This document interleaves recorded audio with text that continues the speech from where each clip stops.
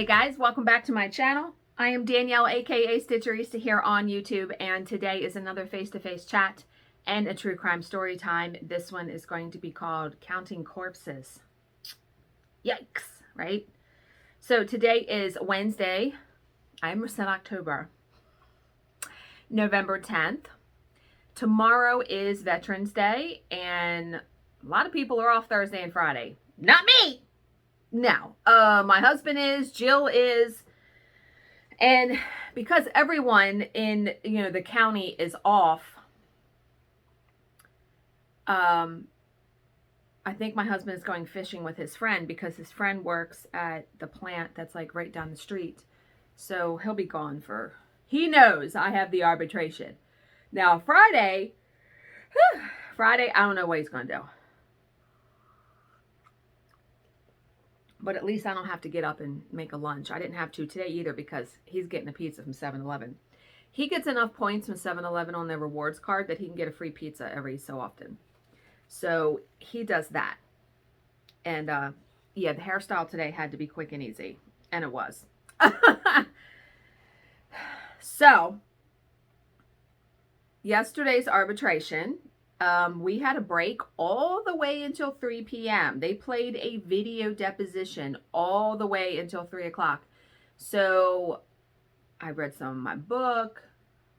I did some stitching, which I changed projects again. Yes, I did. I was doing some research on stitching on higher count fabrics. And, oh, this is not even the picture. And looking at the Carolyn Manning Designs hashtag on Instagram. So I started this one yesterday, the Northern Lights. Oh my God, the colors. Yeah, so the kicker though is that I started it on 18 count aida. You heard me correctly. 18 count aida. I am using one strand of thread over one.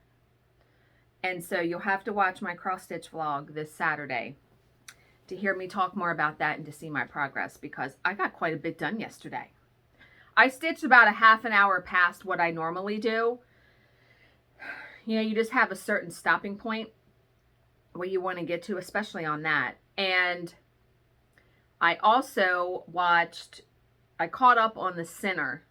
That is such a good show. I'm so curious as to what the resolution is going to be. I don't know how many more episodes there are because it's on literal TV right now. See, Bill and I, we got rid of our cable, but we have high-speed internet through our cable company. How we watch TV is we subscribe to YouTube TV, which is like $50 a month. And we had tried Hulu Live TV. I didn't like it.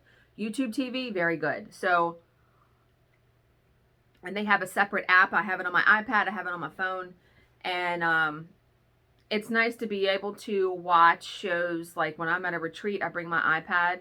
It's nice to be able to watch shows on there that are on regular TV. Yeah, it's worth the 50-some bucks that I pay a month. And so I caught up on that show, and then I forget what else I watched. There's a couple shows on Netflix that I actually want to watch.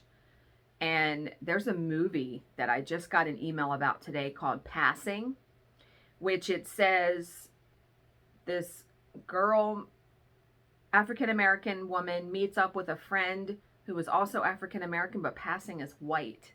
And I was like, ooh, that could be a hot button topic, right? Like that's going to be, I'm wondering how that movie is done. Or what it's like, Yeah. So today is probably going to be a more brutal day for the arbitration because we have full day of testimony. And there's one guy that's going to be on the stand for like 3 days. And he just blah, blah, blah, blah, blah. Just talk. But it is what it is. Making good money. And in the routine, like I'm done about 7 o'clock every day. And at least I know that, right? Like I know, I'm going to be working until 7 o'clock on this every night. So yeah, I, enjoy the time in the evening that I get to spend with Bill, which isn't much. We eat dinner separately now for however long we have the arbitration. And then I value my stitching time in the evening as well. And, an update on Bill's sister. She is doing much better. She's still in intensive care, I think. She has a long recovery ahead of her. The COVID is out of her system, but she still has a long recovery. And I know Bill is going to go there at some point. I just don't know when. So, but thank you for all the good thoughts and prayers for her and all of that. During, she's been in the hospital over a month now. So, yeah, that's some serious shit. Like, no joke, All right. Counting corpses. Okay, this guy, if he's the one that did it, he's cute. What the hell's he doing? Why is he killing people? Okay. Kenya Manji, and I don't know if I fucking said that right, but guess what? That's what I'm going to say. Kenya Manji was just 19 years old, a pretty vivacious young woman with her whole life ahead of her, as they always are. She had a large circle of friends, and on the night of April 1st, 2011, she joined some of them for a night out in downtown Denver, Colorado. The group ended up at a popular night spot, dancing into the early hours. At one point during the evening, Kenya was spotted on the dance floor with a handsome young man. Then she was gone, disappeared into the night, leaving behind her purse and cell phone. Why the fuck would you do that? Because you were probably kidnapped. You wouldn't leave, even if you were leaving with a guy from a bar, you wouldn't leave behind your purse and cell phone, right? At first, her friends thought that she might have gone outside for a smoke.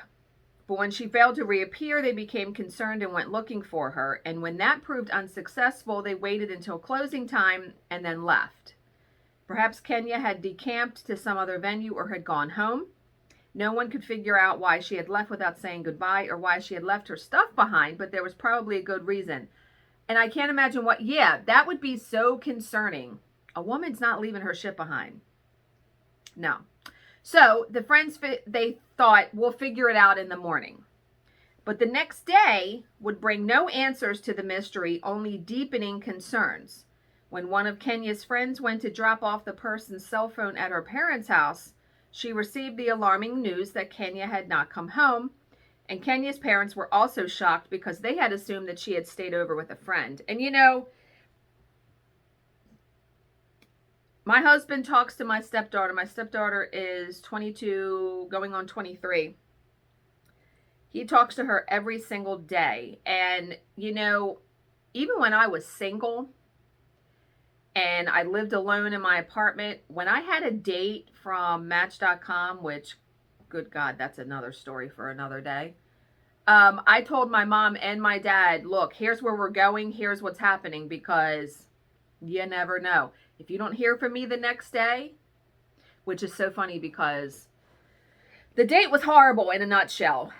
And my dad called me the next day and he's like, oh, is he there for breakfast? And I said, are you high? No, he is not. No.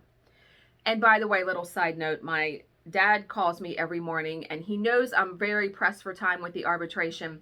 And he called this morning. He was like, I'm just calling to say hi and I love you. And, when I think back that I've only known my dad for 15 years of my life, the story is, life is just amazing. Like how, I would have never imagined when I was in my 20s that when I was 32, I would meet my real dad and have a good relationship. And yeah, it's just, the time is never, however much time I have with him is never going to be enough. But, yeah, so I've known him for 15 years now, which is so utterly, but yeah, he calls and just to say hi and I'll talk to you tomorrow. Yeah. Yeah. Okay. So everyone's shocked. The parents assumed that Kenya had stayed over with a friend. Only now would they hear the story of her mysterious disappearance, and they went immediately to the police and reported their daughter missing, which that was probably the right thing to do. So the first clue in the case was not long in coming. On Kenya's cell phone, police found a text message from a man named Travis Forbes, and that's the picture of the guy in the beginning of the story. He's very cute. Forbes was not exactly a stranger to law enforcement. The 31-year-old had 31 and she's 19. What the fuck? The 31-year-old had a long rap sheet with most of the offenses relating to violence against women. And you know, he's a good-looking guy. You can probably get a woman. You don't have to be violent. I never understand that. He was currently on probation for just such an attack. Jesus Christ. And if you just met him, you wouldn't know that because you're not forthcoming with those kinds of details. Oh yeah, I'm on probation because I fucking raped and mutilated a woman. No. If he had been in touch with Kenya on the night she disappeared, then investigators were seriously concerned for her safety. Oh, and by the way, too, a lot of you had opinions about Chandra Levy's case. And you know, I don't know. There may be more details that come out about that. You never know. I mean, it's been quite a while now. It's been like 20 years, but stranger things have happened, right? And so Forbes was brought in for questioning with detectives fully expecting him to deny knowing Kenya. If he did so, they would have him since the cell phone record would prove that he was lying. To their surprise, though, Forbes readily admitted that he had been with Kenya the previous evening. According to him, he had been driving his van around downtown when he spotted an extremely inebriated young woman. Fearing that something might happen to her out on the streets, he stopped and offered assistance. Kenya had then told him that she had been separated from her friends and was trying to find them. They had been together at a bar, but she couldn't remember what it was called or where it was. Now remember, people saw her with a man, though, at the bar. Forbes had then offered to drive her home, which Kenya had accepted. Somewhere along the way, she said that she wanted to buy a pack of cigarettes, and Forbes had pulled in at a Conoco gas station. But remember, she didn't have a purse or a cell phone, so how's she fucking buying anything?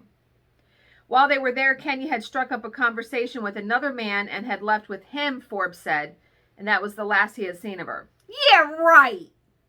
Get out of here. She's just going to strike up a conversation with a complete stranger again and just leave with him. Sus. I don't think so.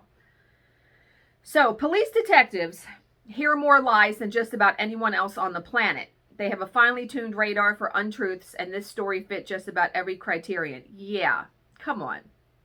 It just didn't ring true. Kenya's friends and family didn't believe it either. She had definitely not been as drunk as Forbes had described and was not the kind of person to go off with a stranger. As investigators started looking into Forbes' story, more red flags began to be raised. For starters, the gas station he claimed to have stopped at had already been closed at that hour. You big freaking dummy. If you're going to lie, make sure your lies can, like, hold water, right? There was also Forbes' van. When officers searched it, they noticed a distinct odor of bleach. You big freaking dummy, too. The vehicle had recently been cleaned and was also missing a section of carpet, which appeared to have been cut out. It's like World's Dumbest Criminals, right? And then there was the surveillance footage. Forbes made his living selling gluten-free granola bars and hired space at a local bakery for this purpose. Wow, okay. The premises were monitored by CCTV cameras, but on the night that Kenya disappeared, Forbes could be seen on camera going into the manager's office to disconnect the system. Wow, this guy is just racking up the idiocy. The cameras were back on by the following morning, though, and now Forbes could be seen wheeling a large cooler box and storing it in a freezer. What? Probably her fucking body is in that cooler, right? The same camera later recorded him cleaning the van and ripping out the missing piece of carpet. It was beginning to look very suspicious indeed. Really? It's starting to look like it? But suspecting someone of wrongdoing and proving it are different things entirely. Denver PD may have believed that Travis Forbes was involved in Kenya's disappearance, but they were all too aware that their case was circumstantial and that it would never stand up in a court of law. Forbes appeared to know this too. Well, he's been in the system quite a while, so he probably knows. Yeah. He continued to deny any wrongdoing, almost challenging the police to prove otherwise. And since they were unable to do so, Travis Forbes was free to go. And you know police hate to do that. They hate to let someone go who they know is guilty. Okay. Lydia Tillman was far more worldly wise than Kenya Manji.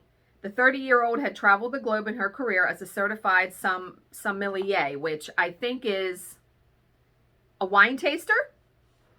I don't even know if I said that right, but I've seen that term. So I think that's a wine taster, like a wine connoisseur. She was not someone who was easily fooled, and yet she too fell for the charms of a handsome, smooth-talking stranger. Lydia struck up a conversation with the man at a 4th of July fireworks display in downtown Fort Collins, Colorado, some 60 miles north of Denver. The pair ended up back at her apartment, and it was there that Lydia's nightmare began. The man suddenly turned on her, launching a ferocious attack, dislocating her jaw, throttling her until she blacked out, and then savagely raping her. And you know, those kinds of crimes, to me, it's not even about the sex, it's about power. So he must feel very powerless in his normal everyday life. Not trying to rationalize it, but then, apparently believing that she was dead, he doused her body with bleach and set the apartment on fire. Wow. Lydia woke to the shrill whine of the smoke alarm. Confused, disoriented, and in severe pain, she nonetheless knew she had to get out. Since the hallway was shrouded in choking fumes, she made her way onto the balcony and dropped from there 2 floors to the ground.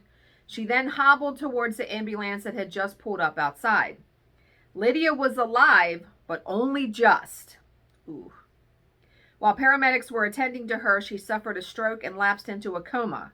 She would remain in that condition, clinging precariously to life for the next 5 weeks. Jesus Christ, right? Freaking 30 years old. But while Lydia could not tell investigators about the attack that had almost taken her life, she could, via the wonders of DNA, point a finger at her assailant. Crime scene technicians were able to retrieve skin cells from under her fingernails, and when these were run against the state database, they returned a match. The man who had attacked Lydia Tillman was Travis Forbes, so he's done now. A warrant was immediately issued for Forbes, and he was taken into custody on July 10, 2011.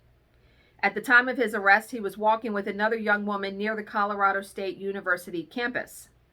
She had no idea of the kind of danger she had been in. Oh my God. Since there was no point in denying the attack on Lydia Tillman, Forbes admitted it. State prosecutors then put a one-time offer on the table. They informed Forbes that they would not seek the death penalty against him if he confessed to the murder of Kenya Manji. Realizing perhaps that the odds were stacked against him, Forbes agreed and admitted that he had killed Kenya. So here is his story, which, can you believe it, right? According to Forbes, he had encountered Kenya walking the streets in an inebriated state, which I still don't believe it. Why would you wander out of a bar where your friends were, not taking your purse or cell phone? She told him that she had become separated from her friends, so he offered to help her find them. However, once Kenya was inside his van, she passed out, and that was when he decided to have sex with her. Man, I hate this guy, right? He assaulted her twice, but during the second rape, she woke up and started fighting him, and during the ensuing struggle, he accidentally, quotes, strangled her.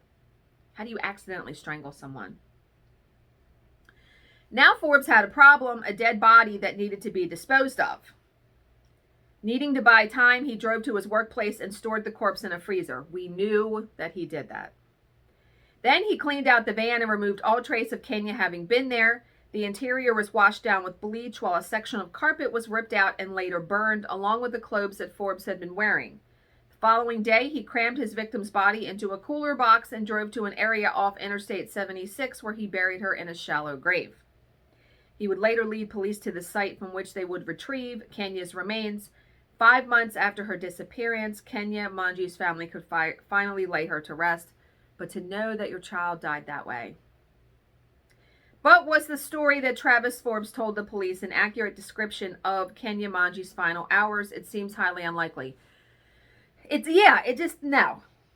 Like all sociopaths, Forbes was a consummate liar. He got a kick out of misleading people, and his confession was no different. Are we really to believe that a predator like Forbes saw a young woman in distress and that his first instinct was to offer assistance? No. Are we to accept his story that Kenya's death was an accident? Hell no. No, that is most certainly a lie. Far more likely is that he spotted Kenya and decided that he wanted her. After that, he either forced or talked her into his van and had his way with her. Then, having sated his depraved lust, he disposed of her, giving it barely a second thought. The murder must have thrilled him, though, because he tried to commit another just 3 months later with Lydia. On September 27, 2001, Travis Forbes entered guilty pleas to the charges of murder and attempted murder. He was sentenced to life in prison with no possibility of parole, and that is good news for the women of Colorado. Absolutely. There can be little doubt that Forbes would have killed again, more than likely going on to become a serial killer. Yeah, he was well on his way to doing that. He was well endowed for that task. He was a handsome man with the devil's silver tongue. Women were drawn to him. Like I said, so he could have had women. He could have had girlfriends. But for Lydia Tillman's determination to survive, we would undoubtedly be counting more corpses.